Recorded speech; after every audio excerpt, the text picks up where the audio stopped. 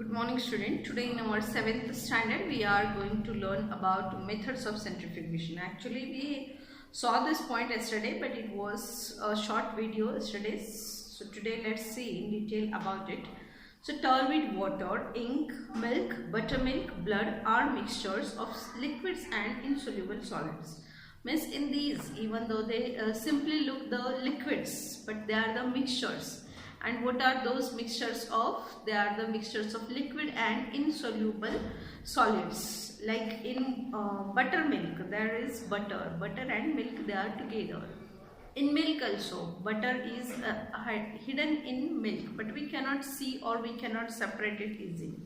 Along with that, we see turbid water. There are molecules of soil or soil particles are there in turbid water.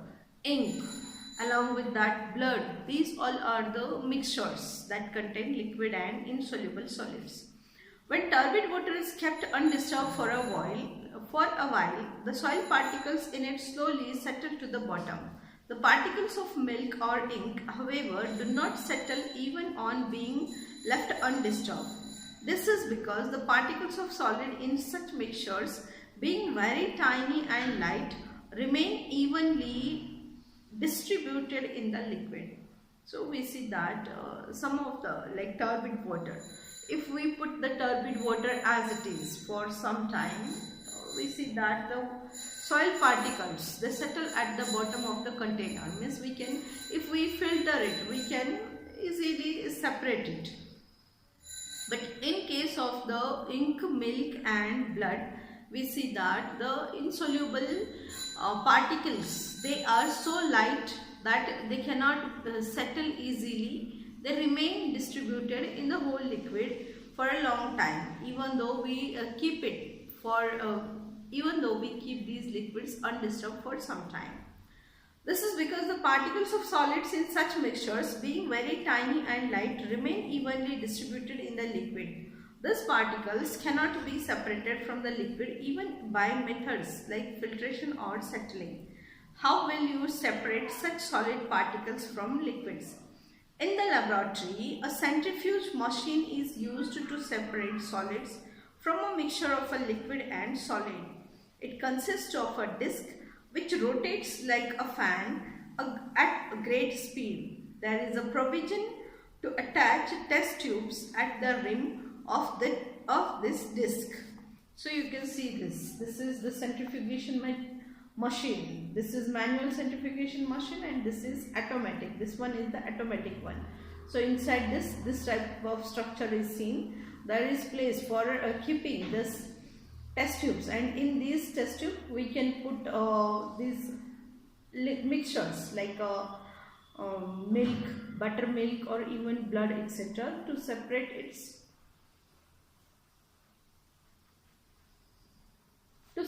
its different constraints.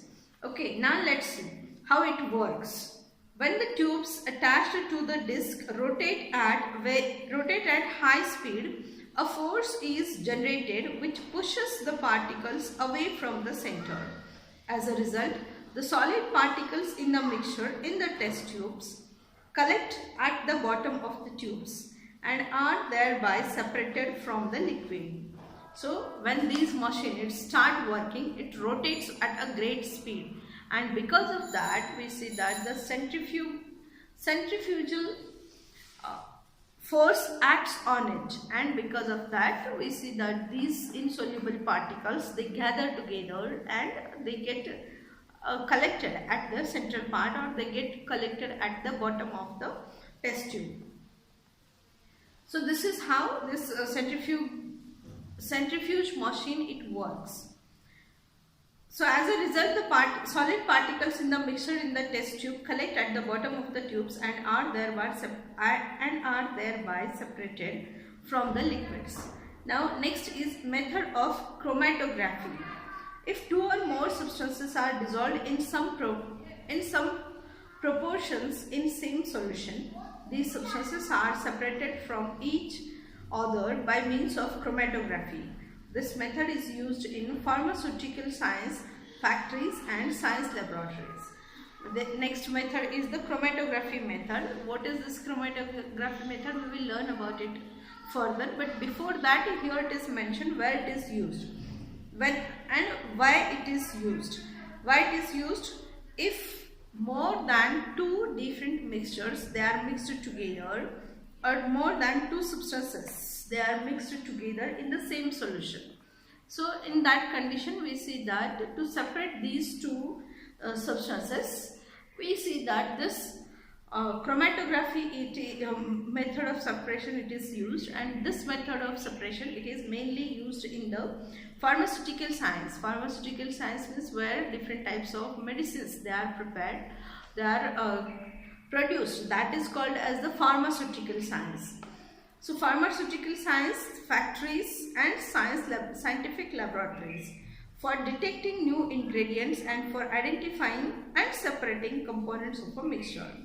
For what purpose it is used in these science laboratories, etc.? For identifying new ingredients, for detecting new ingredients, for identifying and separating components of a mixture.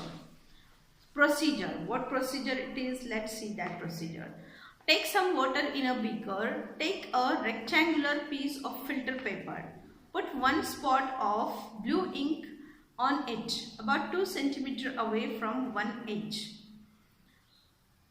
Keep this paper upright in the water in the beaker. Place a lid on the beaker. After some time, the spot of the ink is seen to have risen and collected at a particular height of the filter paper. If there are two or more constituents of different colors in the ink, they will be seen to have risen to different heights due to their different colors and thus appear distinct from each other. This experiment can be done using a chalk stick instead of the filter paper also. So this procedure, what is this procedure? This is called as the chromatography. Chromatography means here we see that which are the different substances that are mixed in that mixture. To identify this chromatography method is used. What is done in this chromatography method? Firstly, a filter paper is taken and we see that a dot of blue ink it is put on that paper, and later on it is inserted into the solution, and after few hours, or you can say after few minutes, like 30 minutes, 40 minutes, you'll see that the spot has risen a little up. If this method of separation, in this method of separation called chromatography, two properties of substances are used. These are the solubility of the substance in the solvent that moves up, and the ability of the substance to stick to the stationary filter paper. These properties are mutually opposite and are different for different substances. As a result, all the components of the mixture do not rise all the way to the paper, to the upper end of the filter paper, but remain behind at different heights. So generally we see that this filter paper it is used for this chromatography, but many a times or during this method of separation, we see that two properties of substances they are used. What are those properties? Solubility of substance in the solvent that moves up, and the ability to substance to stick to the stationary filter paper. As we dip it, we see that the solution is also absorbed by that filter paper, and as these components they are mixed with this solution, those components also rise up to a height, and in this way we see that we can see this property of moving up. Solubility of the substances in the solvent that moves up, and ability of the substance to stick to the stationary filter paper. These properties are mutually opposite and are different for different substances. As a result, all the components of the mixture do not rise all the way to the upper end of the filter paper, but remain behind at different heights. So sometimes we see that whenever we are carrying out this process, chromatography method, so we see that some of the substances they rise up to a height, whereas some of the substances they do not rise. On the contrary, they remain at a specific height in the solution itself. Understand?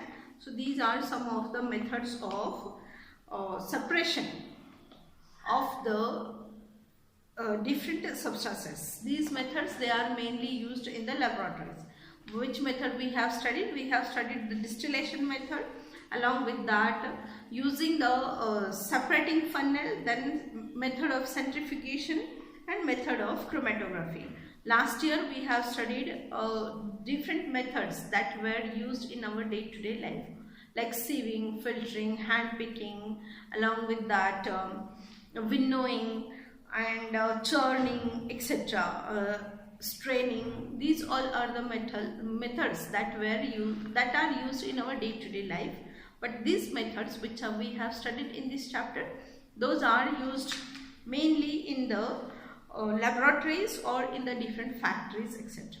Okay, so here we have completed our chapter. Tomorrow I will send you question answers from this chapter. Okay, so let's meet tomorrow again.